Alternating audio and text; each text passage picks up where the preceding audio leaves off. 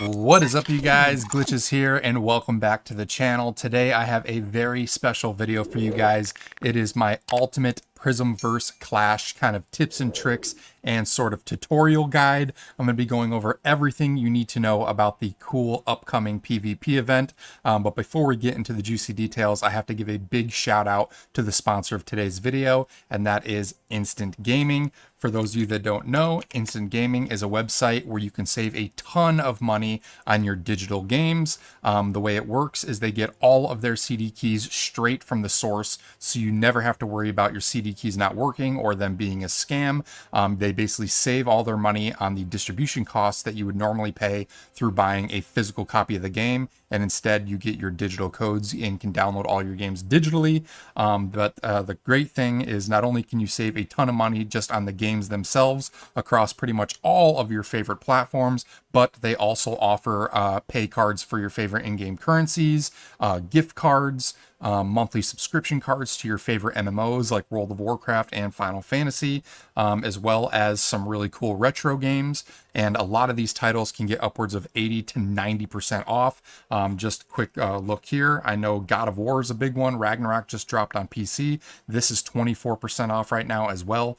So if you want to go and save a ton of money very easily on your upcoming games, I recommend going and checking the first link down in the description and heading over to Instant Gaming to start saving right away. On top of that, along with my partnership with Instant Gaming, we are also hosting a killer giveaway. At the end of each month, one lucky winner is going to be chosen, and you will be able to select a game of your choice. All you have to do is click the second link down in the description, and that will take you to my official giveaway page. And just by clicking one button to participate, you'll have to click a few more links to just follow Instant Gaming on several different social media platforms to increase your chances of winning. And at the end of the month, like I said, one lucky winner will be chosen, and you can pick one game of your choice from the website. So another huge incentive to go and check them out. And thanks again for sponsoring the video and sharing some of the love with the Glitch Gang community. But without any further ado, let's jump into it.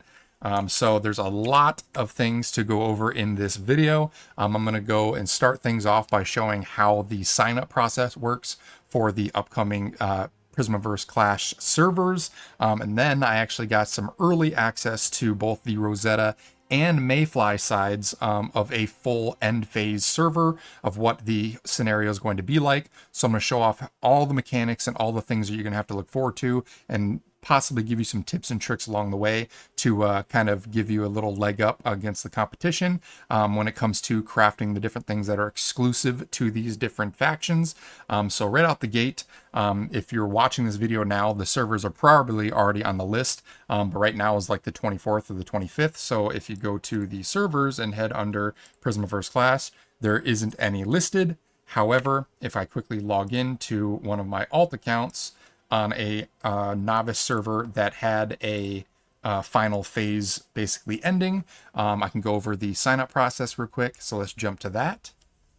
All right, so if you're on a novice server or on a normal server that has reached the final settlement phase, you will have the option to sign up for the new Prism Clash event. You're just going to go to your seasonal banner like I just did and click the sign up tab, and then click on the Prismverse Clash option. And right now they have three different basically servers to choose from, only one of which is starting on, well, actually two of which are starting on day one. They already have one that's starting on the 29th, 3 days later. Do keep in mind that this scenario only lasts 19 days. So if you want to join the upcoming PvE event that starts on October 17th, you'll have to try and get in on one of the day one servers of the Prismverse Clash, because it's going to end basically the day before that new scenario starts. If you join one of the later ones, don't worry too much. It is okay to join a staggered server. You just won't be able to finish this particular one on the exact start day of the PvE event. So do keep that in mind. If you pick one of the staggered start dates, you're going to be a few days delayed when you join the new PvE content. But that being said, the basically featured option on these servers is called faction. It says confrontation, but I'm assuming that's confrontation. But join a faction and compete for Prism Deviations in combat zones. To capture Prism Deviations, you can complete public crisis events where you're guaranteed to get these Prism Deviations dropping. Probably show a clip here of me just doing one of the random public events. Usually like 2 to 3 of these deviations spawn at the end of them. You can also explore in the wilderness, and there's a low chance of finding them there, as well as going fishing for things like the electric eel. Those world deviations can drop there as well. You can search for Prism Deviations via the map using the Prism Energy feature and contain them in securement units in combat zones. This is very, very important. Once I log over into my alt account where I have the live server right now, I'll show you how the new map is laid out and how things are kind of organized. But one thing you do want to keep in mind is you cannot carry these Prism Deviations into a safe zone. So if you want to contribute to your faction's progress and start earning some points, you have to build your basically extraction base in one of the hostile territories, in one of the conflicted zones, because the deviations, if you have them on your person, the second you cross one of those barriers into a safe zone, your character will instantly drop at the exact location you cross that border, all the deviations that you've collected, the Prism Deviations, on the spot immediately. And you have to turn around, get off your bike, get out of your car, whatever, go pick them back up, and then find an alternate route back to wherever your base is. So if you don't want to have to worry about that, then make sure that your team's base that you're using to kind of secure all of these Prism Deviations is built inside of one of the contested zones. That way you don't have to worry about dropping them along the way when you get to your base. Another thing I want to let you guys know about is you cannot teleport and you cannot fast travel while you have these Prism Deviations on your body either. Similar to the Echo Stones when you're doing the PvP events on PvP servers for your Echo Stone extractions. When you have one of those PvP based items on your character, you can't go into safe zones and you can't teleport. So once you pick them up, regardless of where your home base is, just be prepared that once you grab it from, say, a public event, you're going to have to manually drive it all the way back to your base. So pick and choose wisely of where you want your base. Sometimes being in the water or on the far edge of the map and things like that aren't always the greatest, because you're going to have to travel 3 times as far to get your deviation there, and it's going to be a longer and greater period of time for other players to potentially track you down and hunt you down. And that kind of leads me into the next kind of point that I wanted to make. Through my testing, what I realized is once you get these deviations on your character, not only are you flagged, but when you get them back to your base and put them in a securement container, I'll show probably a clip right here, the Prism Deviations in particular will have a 20 to 30 minute plus cooldown timer, where during that basically securement process phase, you get a giant beam of light that comes out of your base that sends up a signal into the air, notifying every other enemy player in the contested zone around you, letting them know that you have a Prism Deviation trying to be contested.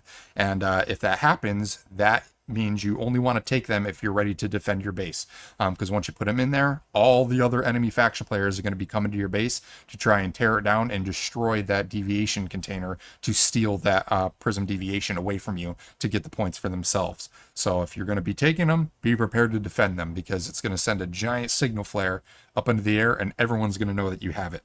But it's pretty cool because it works both ways. So as soon as you see one, you can go after other people and try and steal it from them, and you get a ton of points for that.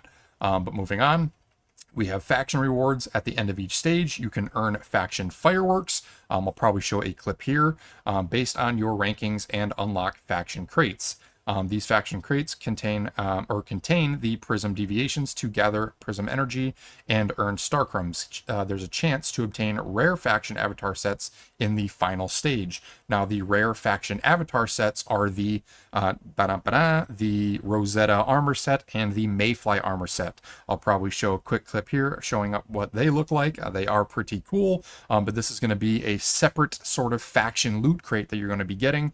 And how it works is once you complete different milestones for your seasonal goals, or not seasonal goals, but for your faction, you can get these basically Rosetta fireworks, these faction fireworks, and you can throw one down for yourself, and that will give you a initial chunk of Starcrum. And then depending on the tier, there is 3 tiers of these basically faction fireworks, a blue, purple, and a gold. Depending on which tier it is, your initial Starcrum drop will be smaller or greater. But then also what can happen is other faction members that are in the same faction as you, once you put that crate down, it will remain in that location for up to 10 minutes, and any other member of your faction can come and loot that same crate. And depending on which tier it is, a tier 1, all you need is 1 extra person to go and loot your crate, and that will give you another bonus of 500 Starcrum. If you put down a middle tier 1, that's like I think 1500 Starcrum, that will require 10 people to come and loot your crate. So ideally what you want to do is plant this crate down in like a central, whatever your safe zone territory is, throw it down in like a major town, and just put in the world chat, hey, throwing down some Rosetta crates, everyone come and grab this, and that will increase your chances of hitting that cap to get the additional Starcrum rewards, which will end up in your mailbox. So you loot it, you get an initial chunk, and then after 1 to 10 people, I think it's 1 extra for blues, 10 for the purples, and then 20 extra players for the golds. But if you hit those milestones and the extra people loot it, you'll get another chunk of Starcrum sent to your mailbox. So you want to kind of communicate to the world and your faction. There is split faction chats, and tell them when you're laying down those chests to guarantee that you get the most Starcrum rewards as possible. Now, the other thing is you're limited to 1 extra crate per day, I believe. So you can lay down 1 of your own, and then you can get, or you can only loot 1, but it excludes your own. So you lay down your own, and then you can have 1 other faction member lay down 1 of their crates, and then you can loot their crate as well and get another chunk of Starcrum as well. So you can get a bunch of bonus Starcrum just by coordinating with your faction members and sharing all of those faction firework crates with multiple people. So kind of just type it out again in world chat and kind of organize like a mass drop of these crates and just share it with everyone, because everyone's going to be ranking up together. There's no war bands in this scenario. So everyone's going to be helping everyone if you're on the same faction. So definitely a big tip there. Now for the faction rewards, again, it's going to be Starcrum, but there is going to be basically legacy crates that you can get, and that is kind of where they're talking about the faction avatar sets. These legacy crates will be dropping as rewards for hitting seasonal milestones in your challenges, and I can show that off here in a minute once we get into the gameplay. Those will have a chance, I think every like 5 to 10 that you open, to randomly give you 1 piece of that cool faction specific armor set. So that is how we're going to be getting those, and I'm sure by the time the season's done you'll have opened dozens of these crates, so you'll be getting them all the time. It shouldn't be hard to get the set by the end of the season.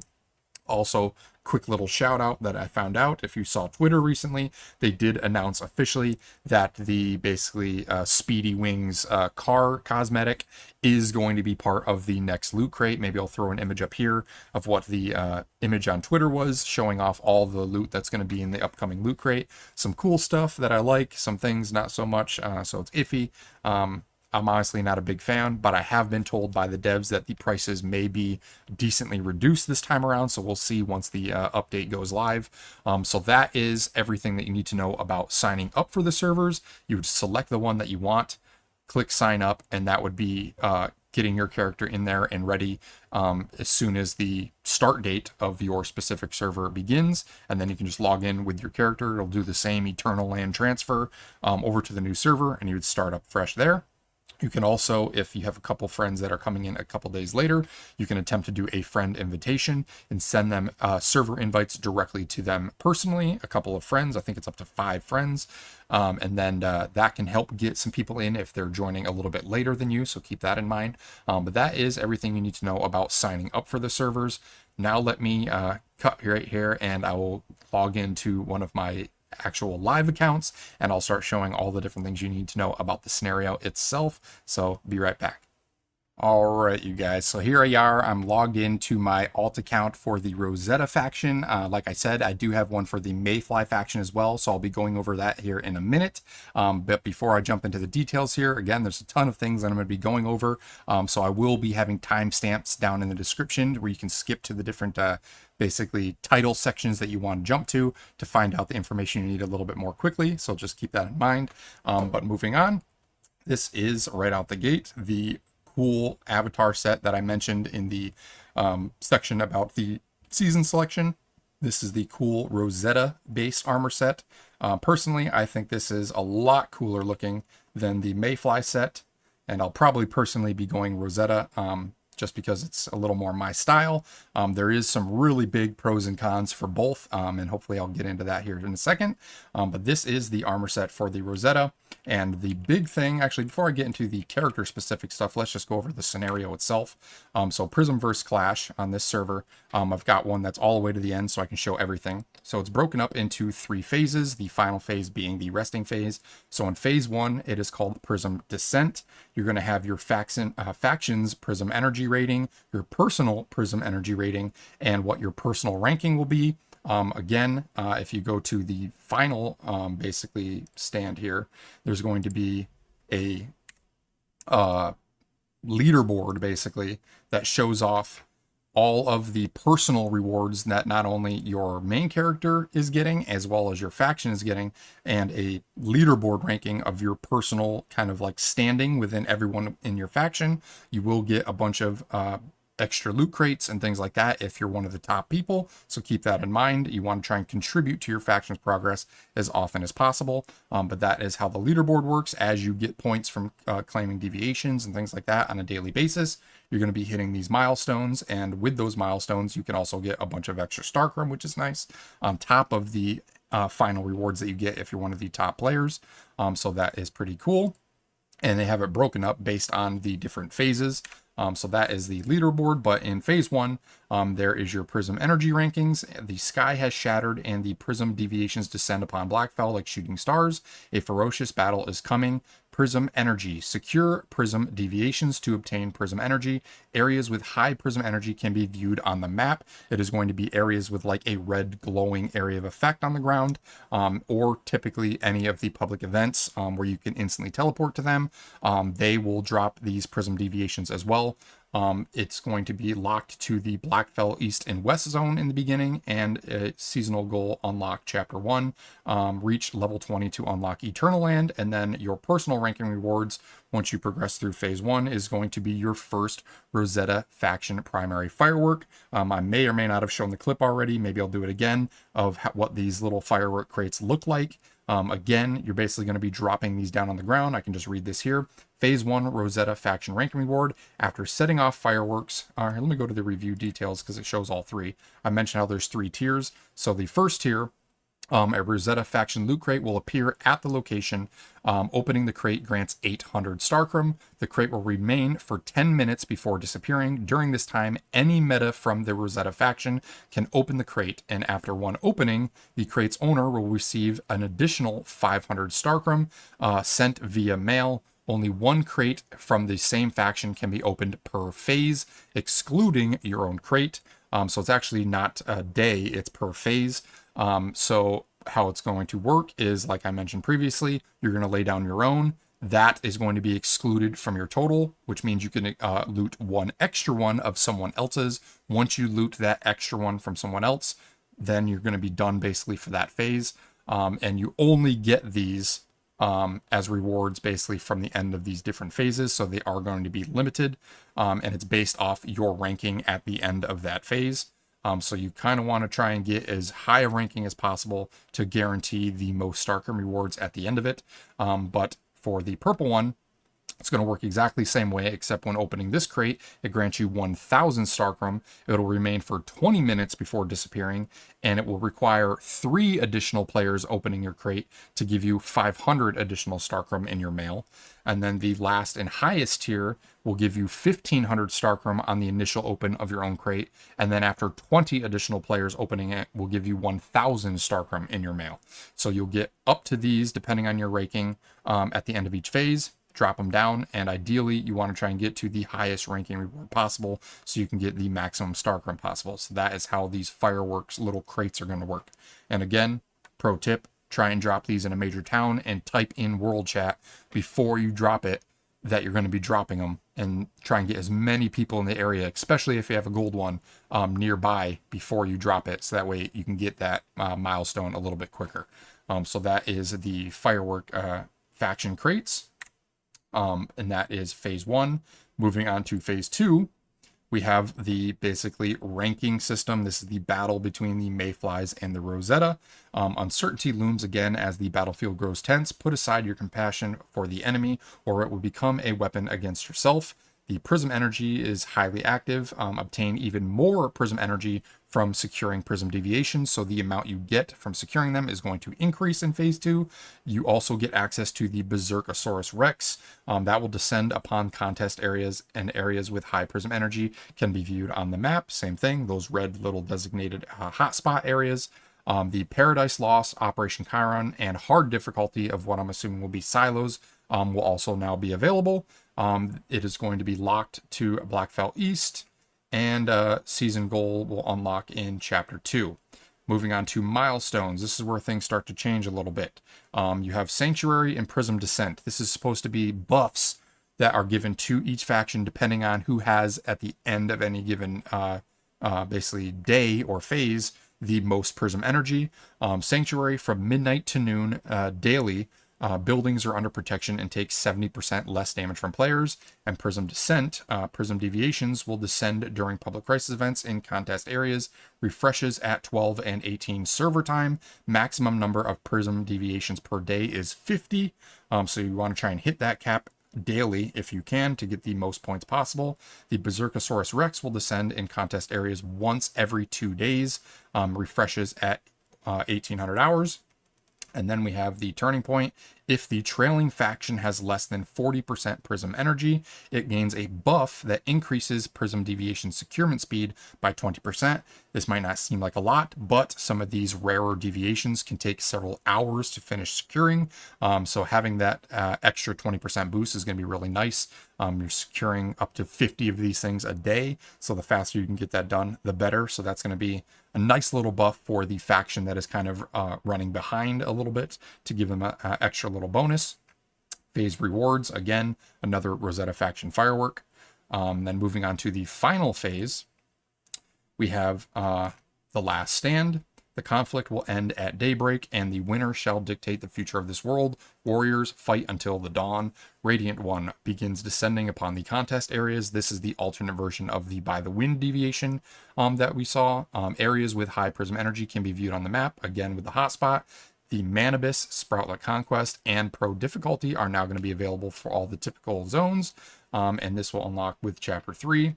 Moving on to the milestones. From 000 to 1200 daily, the buildings are under protection and take 70% less damage. Prism Descent, same thing. Prism Deviations will descend upon public crisis events and contest areas. Refreshes, same times. The Berserkosaurus Rex will descend once every 48 hours, as well as the Radiant One, that will also be 48 hours. The turning point, if the trailing faction is less than 40% Prism energy, again, they get a 20% securement bonus to help the faction that is falling behind. So it's kind of similar across all the different phases. And if your faction just happens to be the one behind, you will get that securement buff to kind of help you catch up. And again, 50 deviations per character is pretty much the cap per day. So try and get as many as you can. Here is a list of the Prism Deviations that will be available. When the number of available Prism Deviations is greater than 0, they will appear in public crisis events in contest areas based on the scenario phase each day. Gathering and fishing in contest areas also have a chance to generate a small number of Prism Deviations. Prism Deviations can only exist in contest areas and will escape from your backpack. This is kind of what I mentioned during the intro.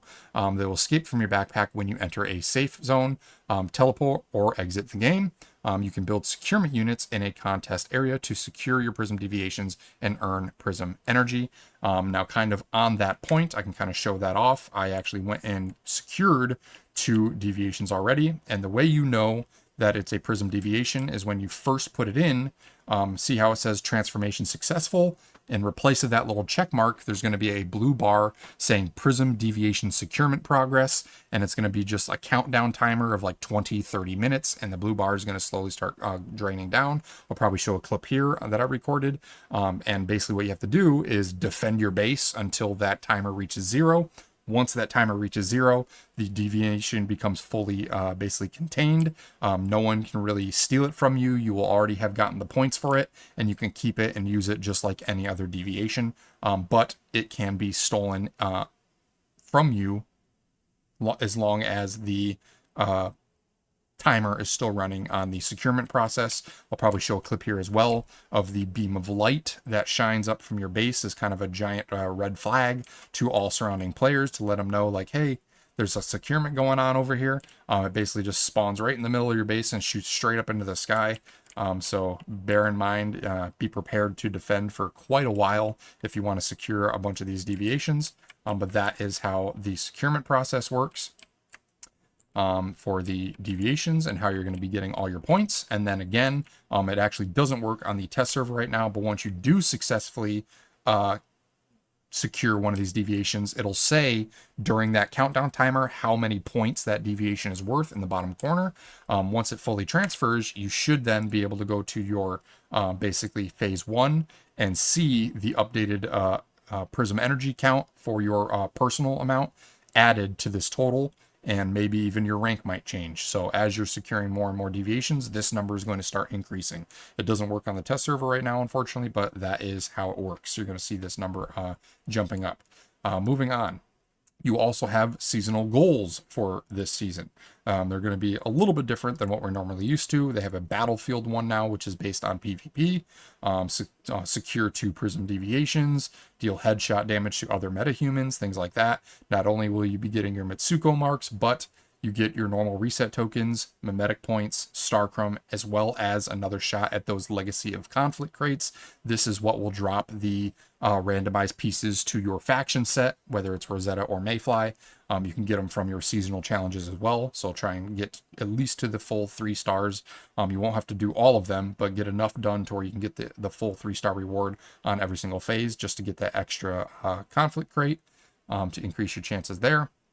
Moving on to seasonal info, scenario features. Here is all of the PvP deviations that we're going to be getting. It's going to pretty much be the same as your normal PvP server, which means if you were on a PvE server before, we now will have access to the Pup Buddy. We'll have access to the Mr. Wish. We'll have access to Dr. Teddy. That wasn't on PvE servers.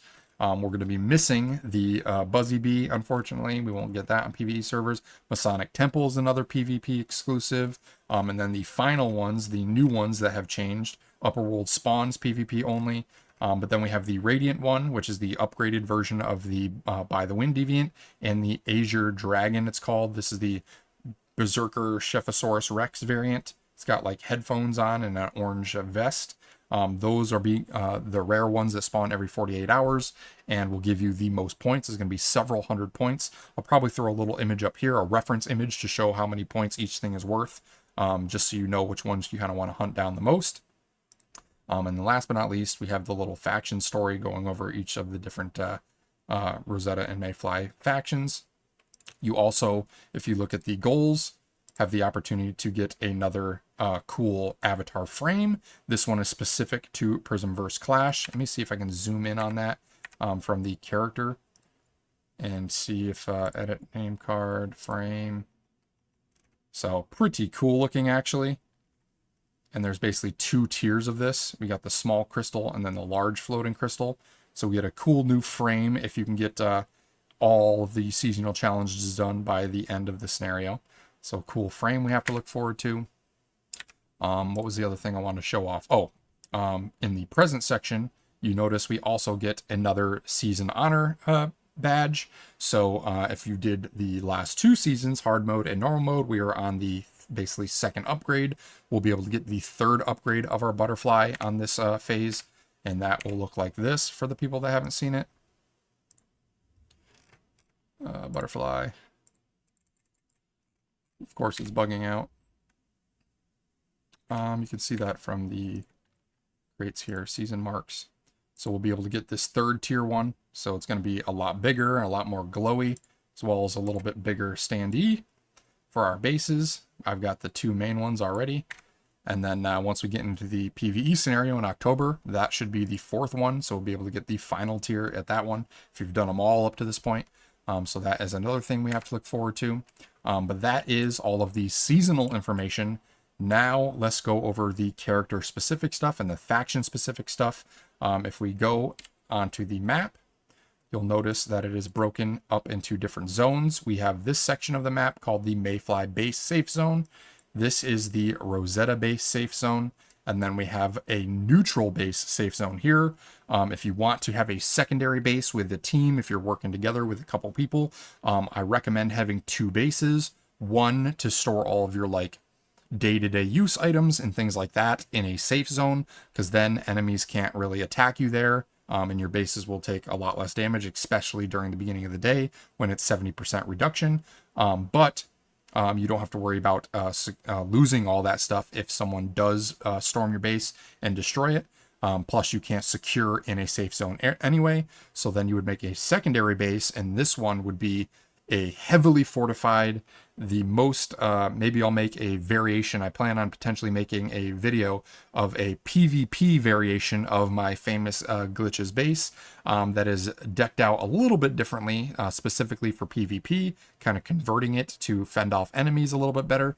But you would build that and put up a ton of defensive structures, walls, things like that, honeycombing and whatnot to just make it as hard as possible for enemies to get into your base. And then you're going to want to hide your securement containers so that it's the hardest thing for them to find and destroy, because that is what you're going to be guarding, is those deviations that are being secured. And that has to be in a contested zone, which would be any of these areas here, labeled contest area. This is Central Blackfell.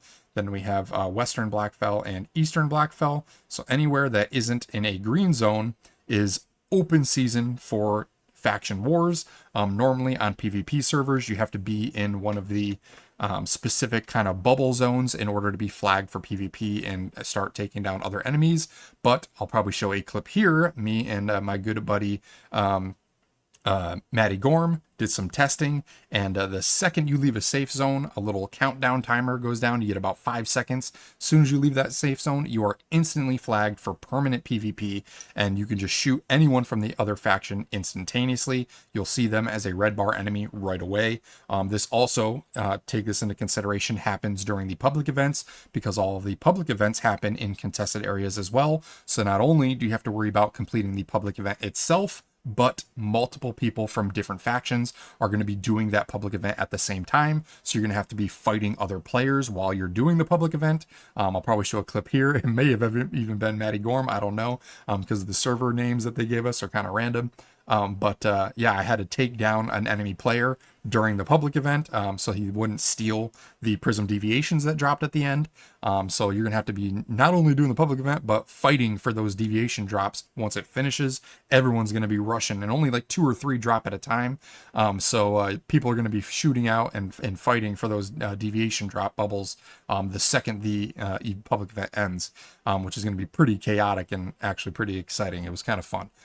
So that's another thing to keep in mind. You're going to be fighting players alongside the public events simultaneously. So it's pretty cool. But that is how the map is broken up. And now the big things for Rosetta, this will be the beginning of the next section in the chapters, in the timestamps, is the Rosetta have very special memetics that are all based on drones. So you're going to want to go to your memetics tree, and I happen to unlock pretty much every single drone specific item that you can get.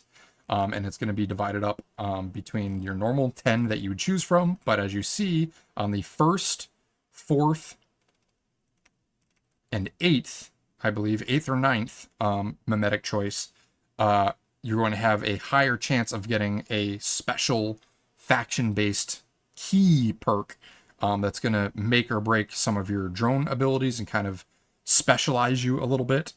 What I would do is through testing, I found out that you can trade these specific items.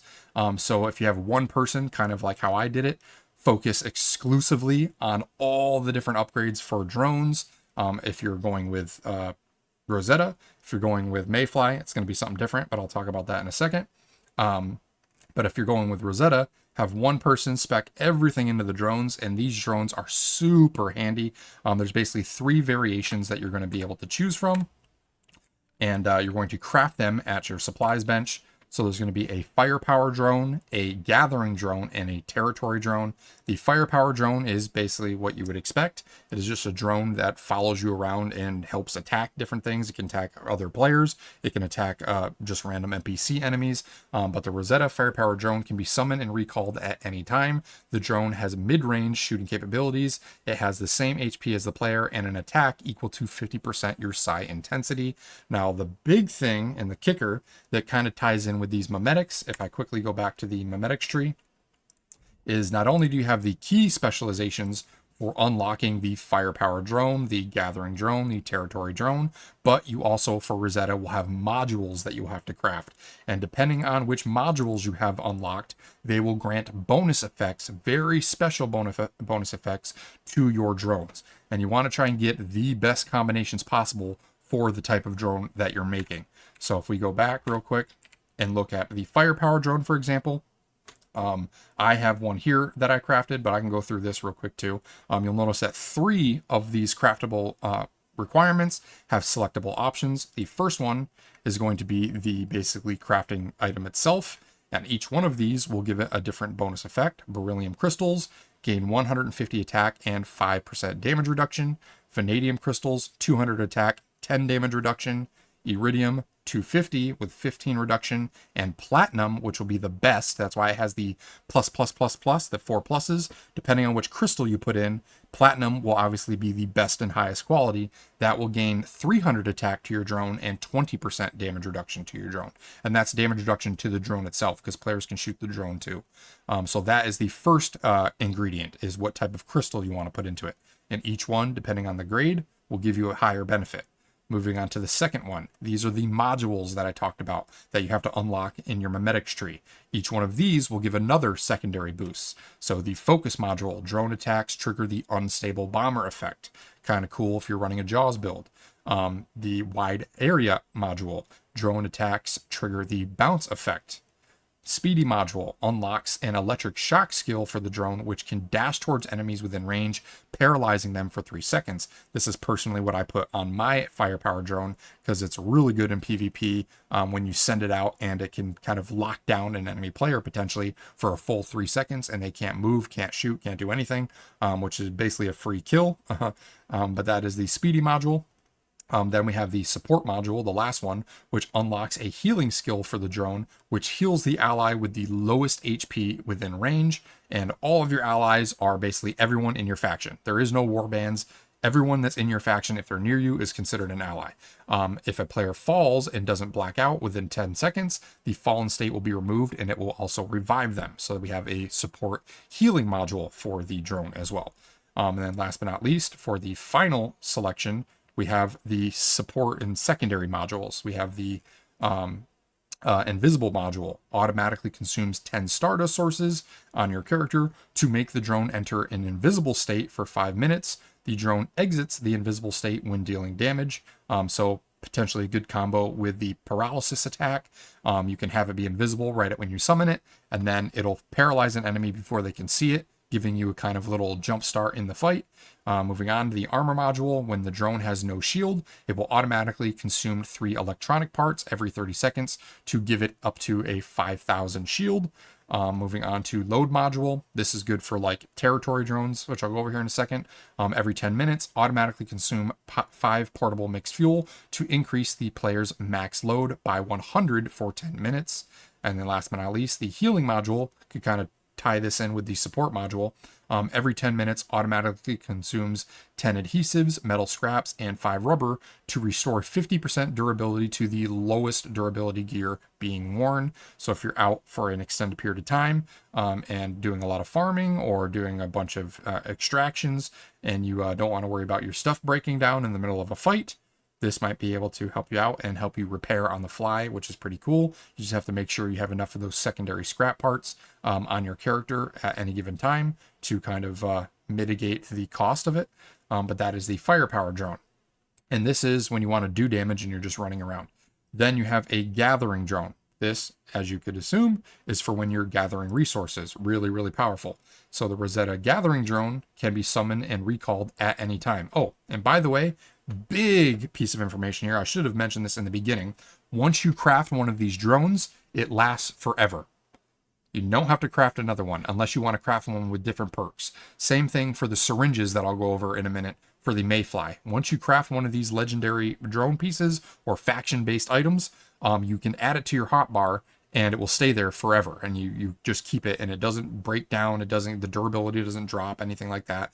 You can summon it and resummon it as much as you want. So ideally, pro tip, is you want to try and get the best perk combination possible for each one of these 3 different types and craft one of each of the different types. So you want 1 gathering, 1 territory, and 1 firepower, because they all will have their own specific uses depending on what you're doing in the game. And then you want to just add them. If you look at my hotbar, I've got them all on my hotbar to instantly whip out whenever I need it, and just bring it out, and it will just follow me around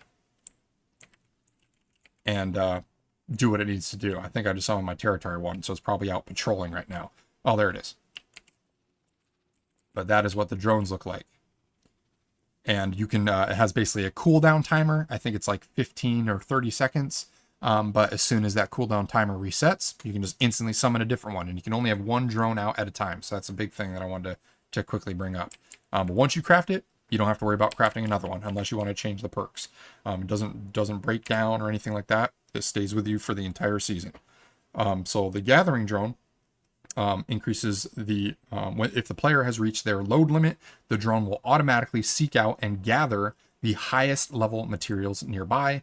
It has the same HP as the player and attacks equal to 50% psi intensity, so it can still attack players that are near you, but its primary focus is gathering minerals. I'll probably show a quick clip here. It's actually pretty strong, especially if you get a special module for it, which I'll go over here in a second. But it gathers pretty quick, and it just instantly breaks down an ore rock and just gathers with you as you're gathering, and collects things pretty quickly. But again, it has 3 replaceable slots, and these will change depending on the type of drone it is. We'll just do the highest level one, for example. So for this one, the gathering drone, gain 20 damage reduction, and can gather copper, silver, sulfur, tin, iron, stardust, aluminum, tungsten, and gold for you. And depending on which one you put, it's going to be 10%, 15%, and 20% damage reduction on the drone itself. Moving on to the modules. These are a little bit different.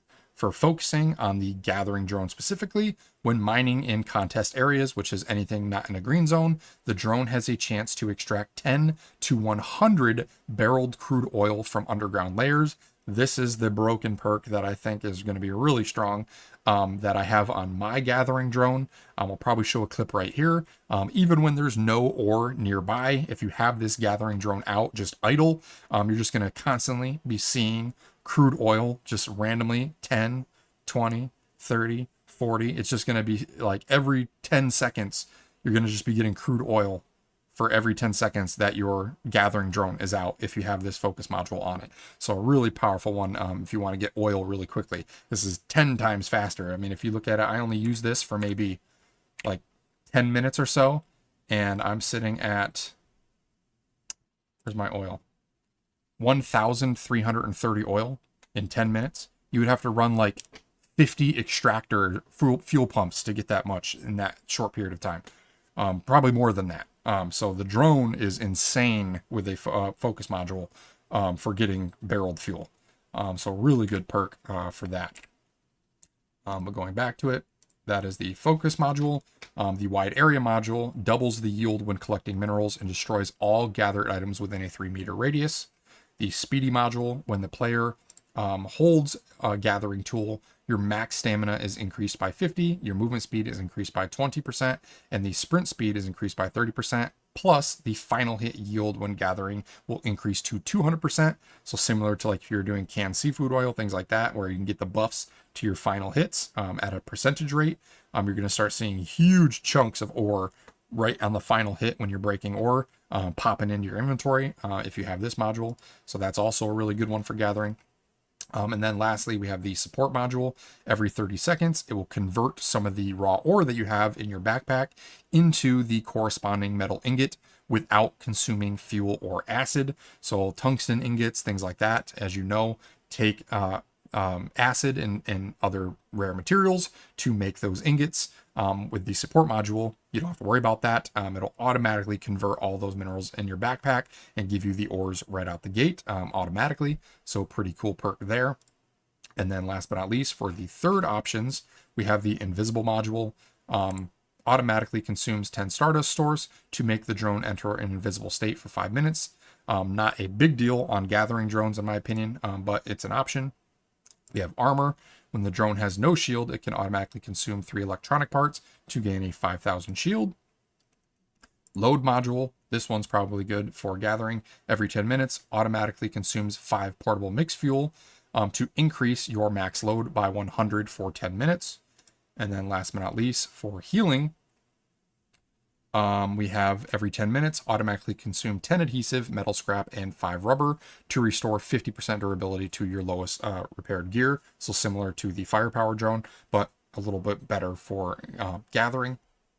So that is the gathering drone and all the bonuses you can get for it.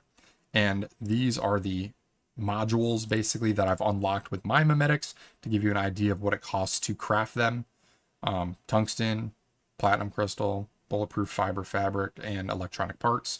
And they're all going to be slightly different. Refined detoxidants, automatic parts.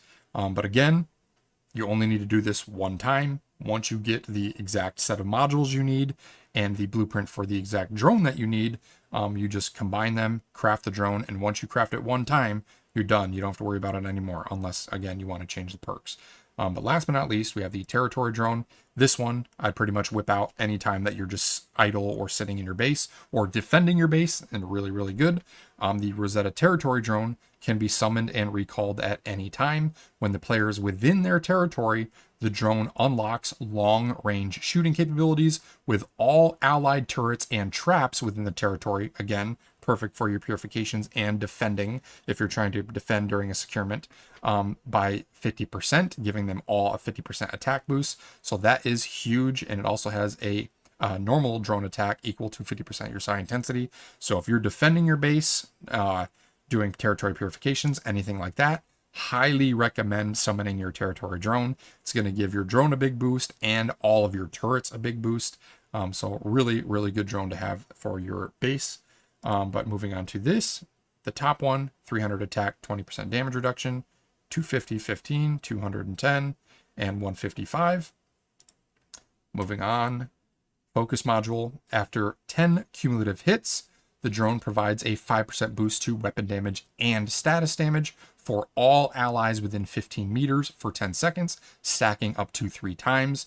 So focus module, potentially really good for basically defending your base as well. If you're using the territory drone, that's potentially 15% bonus weapon damage and status damage for every single teammate around you when you're doing a defense. So really good module there. Wide area module. When in territory, the drone automatically generates a sphere of shield energy every 30 seconds, capable of absorbing, I can't speak today, damage equal to 5,000% the drone's attack. So basically a shield bubble. So pretty cool there. Speedy module. When the player is in someone else's territory, stamina consumption decreases by 30%, roll speed increases by 30%, and tactical item damage is increased by 30%. So this is potentially really good, again, to break out when you're attacking an enemy's base. Your tactical items like C4, the fusion grenades there, they will get a 30% boost to damage as well. And then last but not least, for support, when the player is in their own territory, recover 5% HP per second. And if your HP drops below 50%, enter an invisible state with a 30-second cooldown. So kind of get out of jail free card if you're defending and you don't, per se, have a shield or the focus module. Support could be a really nice beneficial one there as well. And then last but not least, for the third slot, the invisible module will automatically consume 10 Stardust source to make the drone enter an invisible state for 5 minutes. Armor module will give 5,000 shield if it consumes electronic parts. Load module consumes 5 portable mixed fuel to increase your max load by 100. And then last but not least, the healing module consumes 10 adhesive, metal scrap, and 5 rubber to restore the durability of your armor again. So this is similar pretty much the same across all the 3 different types. It's mainly the first and second one that change and have a big variation depending on what type of drone it is. Hey you guys, Glitchiz from the future here. I wanted to butt in real quick because I managed to get access to another account that actually had some footage of the 4th drone type that I forgot to mention in the previous clip. It is the exploration drone. So I wanted to quickly go over everything you need to know about that one as well, and then we can jump back to the original footage here. But the exploration drone is another one that you can potentially unlock. So there's 4 total, not 3, in your specialization mimetics. But for the exploration drone, it's going to have similar attack patterns for the first one. Obviously, you're going to want to try and get platinum crystal for the max benefit. That'll gain 300 attack and 20% damage reduction on the drone itself. But for the exploration drone, this is mainly for traveling. The Rosetta exploration drone can be summoned and recalled at any time. When present, it can replace V for special gliding usage. This special gliding has no takeoff height limit and doesn't lose altitude during flight. However, stamina consumption is greatly increased. It has the same HP as the player and an attack equal to 50% psi intensity. So for exploration purposes, this will actually replace your glide from V and help you traverse things a little bit quicker. And some of the buffs that you can get with your modules are pretty cool as well. So let's go over those. So right out the gate for focus, the glide stamina consumption is reduced by 50%. This could be potentially really good for this one because you're going to be getting drastically increased consumption with this particular drone. So that'll kind of mitigate that a little bit. And every 4 seconds during gliding, it automatically marks a random enemy within 20 meters. So not bad there. Moving on to the wide area module, significantly increases horizontal gliding speed and grants 20% damage reduction while gliding. Moving on to the speedy module, player gains a 15% movement speed boost and the ability to double jump while this drone is out. And then last but not least, for the support module, player enters an invisible state after leaving combat. So pretty cool upgrades potentially for a exploration only drone. And then the last replaceable options for the invisibility module, automatically consume stardust. These should be the same across the board, like I mentioned before, across all of the drones. You're really only going to have to worry about the first 2. So yeah, that is what the exploration drone does. It's exclusively for just increased traveling. It will replace V and give you some more advanced gliding capabilities. So pretty cool there. But now let's jump back to the rest of the video. But that is the 3 different types of drones that you're particularly going to be wanting if you're on the Rosetta faction. And in my opinion, again, you're going to want to try and craft the best, most highly upgraded version of each one of these and craft one of each. That way you have something to use regardless of the situation that you're in. It's going to be beneficial in every different scenario that you're going with if you have one of each. So highly recommend crafting those.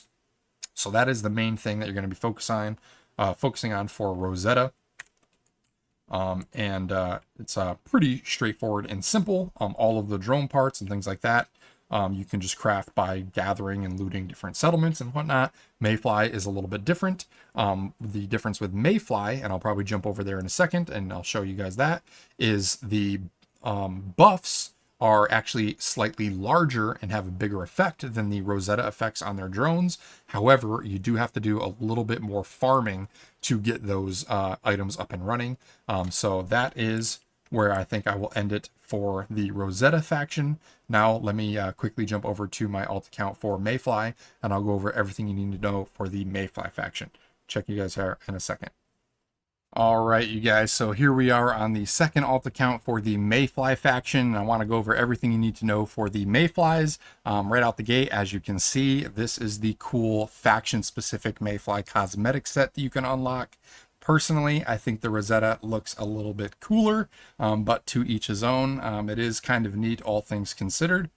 But that is the armor set that you can unlock with those Legacy of Conflict loot crates throughout the season. You unlock certain random parts as you progress, and eventually you get the full set. But this is the one you have to look forward to for the Mayflies.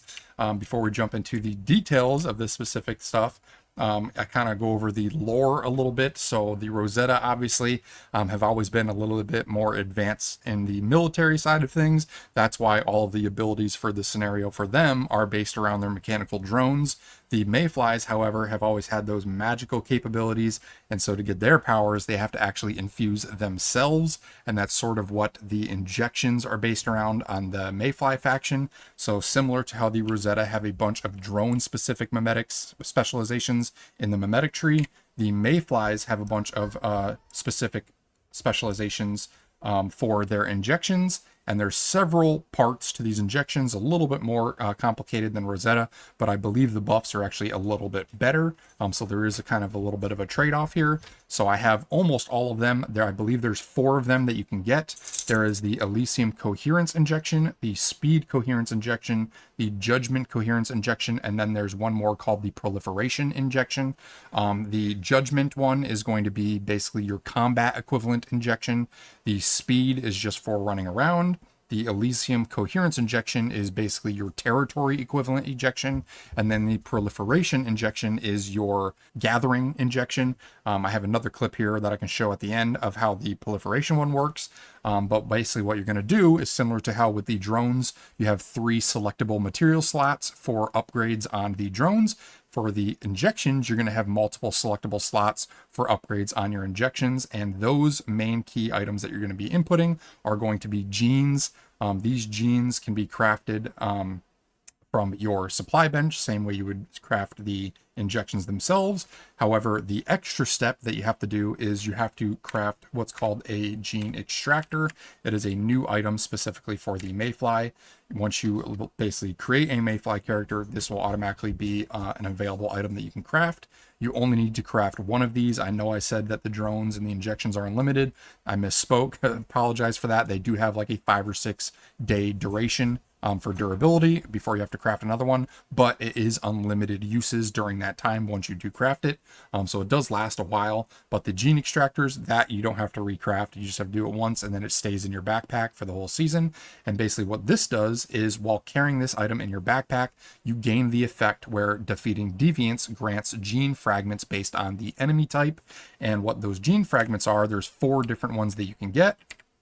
And they are, if I scroll down to one of the injections, I can quickly look at them there. You're going to have 2 basic fragments, the Deviant Fragment and the Anima Fragment. These are common ones that are going to drop from your normal deviants all over the place. And then you have some more rarer ones called the Starlith and the Matterlith. These will drop from elites and bosses and things like that. So they're a little more rare, but you usually only need like 2 or 3 of them to craft the injections with them. Whereas the other ones, you need about 10 of them. But each one of these little crafting items that you get from killing enemies out in the wild, they are what you use to upgrade your injection slots. And again, all of these little genes and the injections themselves are going to be unlocked through your mimetic specializations. So let's go over each one here and I can show you what all the buffs are for each of them. So the Judgment one, again, this is pretty much your combat injection.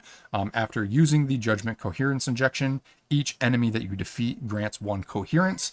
And basically how this works is every time you inject yourself, depending on the type of injection, you're going to start getting stacks of coherence.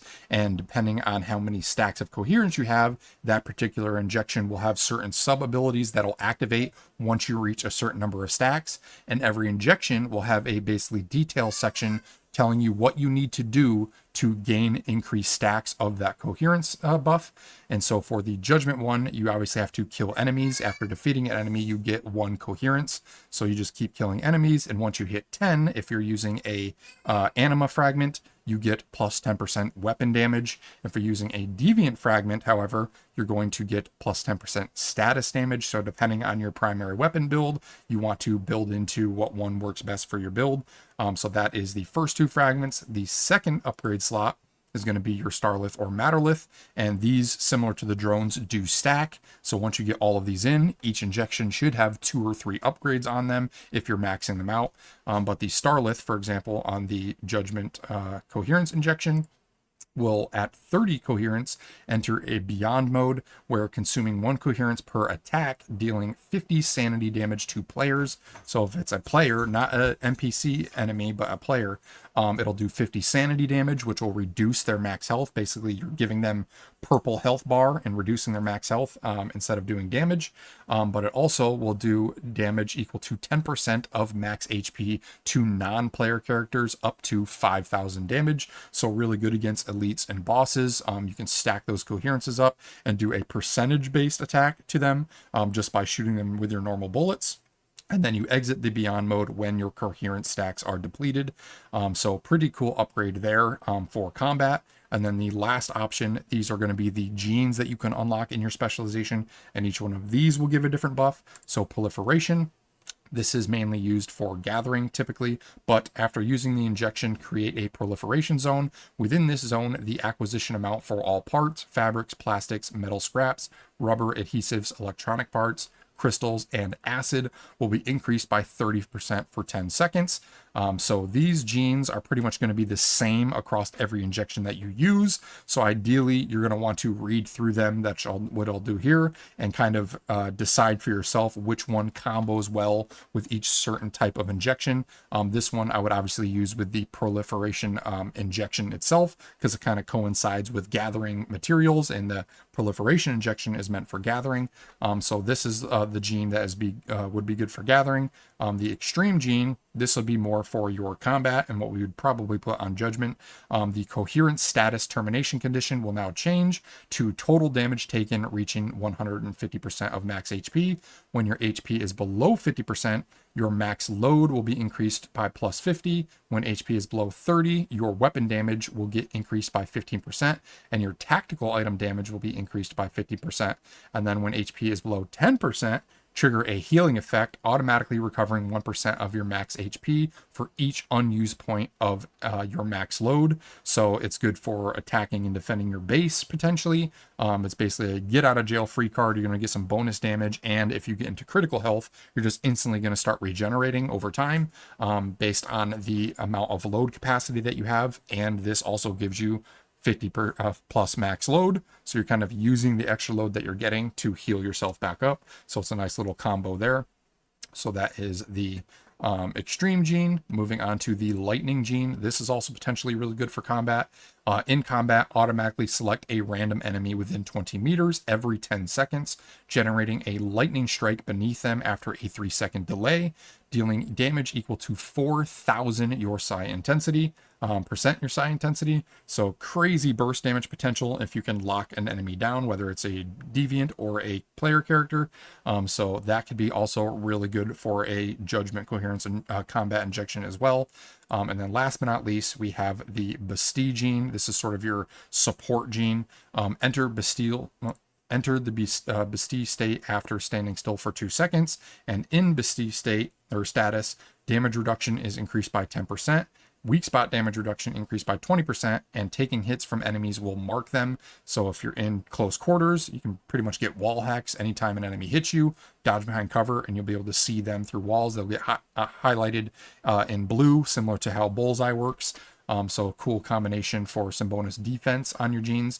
And like I said, all of these will be the same regardless of which injection you're using. So I won't go through and read these every single time. It's mainly the first two that'll change depending on the injection. So that is the combat injection for judgment. Next we have speed. This is just for traveling. After using the speed coherence injection, moving for 2 seconds will grant 1 stack of coherence. So unlike the judgment one, where we have to attack and kill things to get stacks of coherence, if we're using the speed injection, we just have to run around to gain them. And at 10 coherence, if you're using an anima fragment, you get recovery of 5% HP and sanity per second while driving, and gain a shield equal to 60% of your max HP when exiting driving. And then for the deviant option, at 10 coherence, enhance V's abilities, reducing gliding speed by 70%. However, the horizontal gliding speed will be increased by 50%, so you get more maneuverability in the air, which is kind of interesting. Moving on to the second option for Starlith, at 30 coherence, gain invisibility for 10 seconds after gliding ends.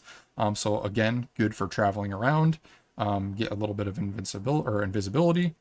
And then for the Matterlith, what happens is at 30 coherence while in a mobile territory or vehicle, weapon damage is increased by 20% and status damage is increased by 20%, and damage reduction is increased by 20%.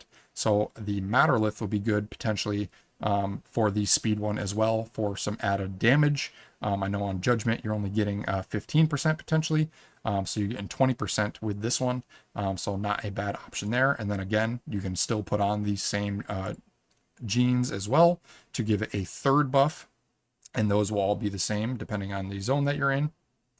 And then moving on, we have the Elysium Coherence Injection. This is for when you're inside your territory. So if we click this, after using the Elysium Coherence Injection, staying in any territory for 3 seconds will grant you a stack. So just passively by being in your territory or any territory will just get you stacks over time. And then if you're using an Anima Fragment at 10 coherent stacks, attack of all allied turrets and traps will be increased by 50%. So this is similar to the territory drone for the Rosetta. This is what you'd want to use when you're defending your base and things like that. I would want to use the Anima Fragment. And then if you do a Deviant Fragment at 10 coherence, you unlock double jump and aerial sprint abilities within your territory. That's that quick air dash that you can get with the potion. Double jump you can get from the energy drinks. So those are pretty decent buffs there that you can use while defending your base. Moving on, if you want to add some more buffs, a Starlith on this injection will give you the buff where at 30 coherence, convert all coherence into Ascension, increasing your psi intensity by 1% per stack, but reducing attack by 0.5%. Each attack consumes 1 stack of Ascension, so you get all the way up to 30 stacks. Burn it all and turn it into Ascension, and this will buff your basically build. I have a feeling the other one is going to be weapon damage, so this is psi intensity. Let's see what the Matterlith does. So at 30 coherence while in a territory, stamina consumption is minus 30%, roll speed is plus 30%, and tactical item damage plus 30%. So this could be potentially for more offensive stuff if you're going into an enemy's base. Having more tactical item damage is always nice to break down their defenses. So you could throw that on there and use it when you're in an enemy territory. And then again, third buff for all your different proliferation options. When you're using the genes, those will be the same. And then I'll quickly jump to a clip on my third account showing off the proliferation injection. That one is specific for gathering, so we'll go over there and I'll meet you guys back here in a second. But for nurturing, again, increases your mining and gathering. But for the options, we have Deviant Fragments. At 10 coherence, mining Savage Strike rate increases by 50, and the mining hit yield is increased by 100. And the Anima at 10 coherence, while holding a pickaxe chainsaw, your movement speed is increased by 15%, and the yield of the logs, sulfur, silver ore, gold ore, and stardust is increased by 30% as well. And how that works, I can go ahead and use mine now. For the nurture buff, is you're going to have the syringe on your hotbar once you create it, and then use it, and then it gives your character this cool little buff on your arms to kind of designate that you have a new gathering buff on your character. And now you'll notice that as I'm gathering things, the increased number of gatherables that I'm getting, especially on the final drop hit, is going to be substantially greater, and it will help you gather minerals a lot faster. And I actually didn't have enough of the elite enemy items to make this even better, but I can go over that in a second. But you can see that you can gather minerals super quick, and it's similar to having a gathering food item, but permanently at your disposal with an injection. So you want to pop that on a 30-second cooldown anytime you're about to gather. Really, really handy. But let's go into the other stats for it. So the first one is for the gatherable rates. The second options, we have the Starlith and Matterlith at 30 coherence. And these stack, by the way, so you're going to be getting all these buffs. So if you use a Starlith at 30 coherence, consuming all coherence, it'll consume all coherence to increase the final hit yield from logging and mining by 1,000 for 5 seconds. So 5 seconds, you can probably do a cluster of 2 or 3 mines. You're going to be getting that 1,000% boost guaranteed pretty much if you've got 30 stacks. And honestly, if you're using the mining drill, you're getting like 6 to 7 stacks every drill each time. So those stacks increase pretty quickly. And you can see that right here. If I go to my character, I still have some. So I'm at 14 stacks of coherence right now. That's because I drilled those few little ores.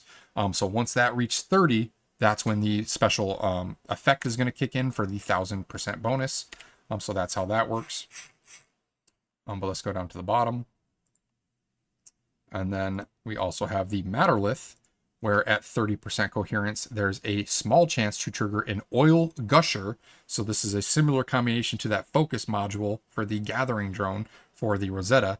30% to trigger an oil gusher when mining in contested areas, granting 30 barreled crude oil to all allied players within 5 meters. So if you're gathering with a party, you can get a ton of crude oil, like pretty much instantly, anytime you're gathering anything in a contested zone.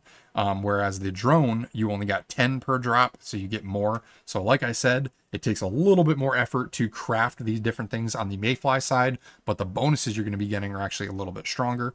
So that is the second perk for Matterlith. You get a nice oil boost when gathering. And then last but not least, for the third perk, we have all of the genes. These are the genes that you unlock, again, from your memetics tree in the specializations.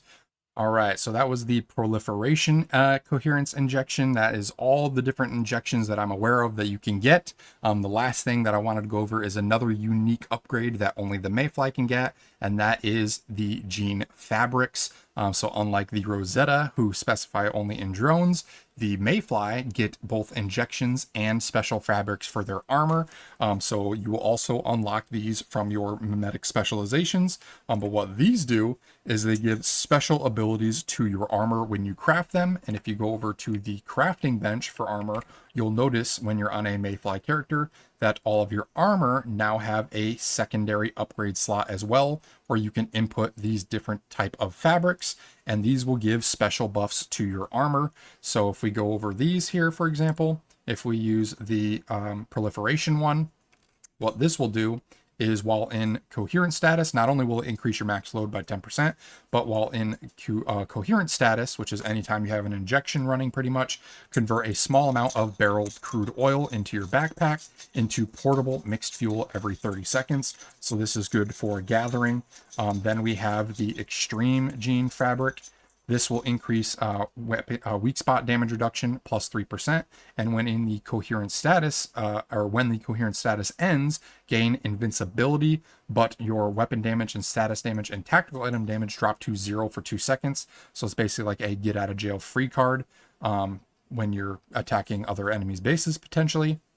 Moving on, we have the lightning gene fabric. Your crit damage reduction is increased by 3%, and while in the coherent status, when attacked, a lightning strike will be generated under the attacker's feet after a 3-second delay, dealing damage equal to 4,000 psi intensity again. So this could be a really good combination if you're combining it with the lightning gene on one of your injections. You can have up to 2 lightning bolts potentially spawning now. So that could be a really powerful combo potentially, even in just normal PvE when you're running around. You're going to be bursting down enemies right and left with a bunch of lightning bolts like Thor. So that could be pretty cool upgrade as well. And then last but not least, we have the Bastille gene fiber, similar to the Bastille gene for your injections. This will increase your gear's durability by 30%, and while in the coherent status, automatically consume 10 Stardust source per minute and restore 10% durability to a piece of gear with the lowest durability. So you can just throw that on there, and every 10 minutes, it's going to consume some Stardust source, and or every minute rather, it'll consume some Stardust source to always keep your durability of your armor up and running at all times. You don't have to worry about repairing it. So another unique upgrade there. And from what I understand, these are specific to the Mayfly as well. The Rosetta won't be able to do these. So that is the key things that you have to look forward to on the Mayfly. We got armor enhancements now, as well as these cool, basically, injections that buff us. And by the way, you may have seen this in the previous clip, but every time that you use an injection, the way you know that you have it active is when you inject it, you get this cool little blue aura around your character's arms. So that's how you know that you've got an active injection going on. And again, I just throw those down in my hotbar. So I have basically one of each type for whatever situation I'm in, and I just activate it at any given time. They don't really run out. Once you activate one, it kind of stays up until you switch to another one. So you should ideally have one of these buffs up at all times, unless you're switching to a new one. There is a few second delay, a 60-second delay, before you can inject a different one. But honestly, that's not a big deal. But those are the different injections, the different genes that you can unlock, as well as the different gene fabrics, and pretty much everything that you need to know for the Mayfly faction. And that is pretty much everything that we need to go over. If you guys found this informative, if you enjoyed it, be sure to smash that like button, comment down below. I appreciate all of your guys' feedback. And if you want to keep up to date with all my future content, consider subscribing and turn on that notification bell. Last but not least, if you want to join a killer community of like-minded gamers, feel free to check the links down below the instant gaming links and join us on the Discord. We've got over 1,000 members in there now, many of which are playing Once Human and looking forward to this new PvP scenario. So hopefully you jump in and we see you guys around here soon. But until the next one, hope everyone has a great day, and we'll see you all later.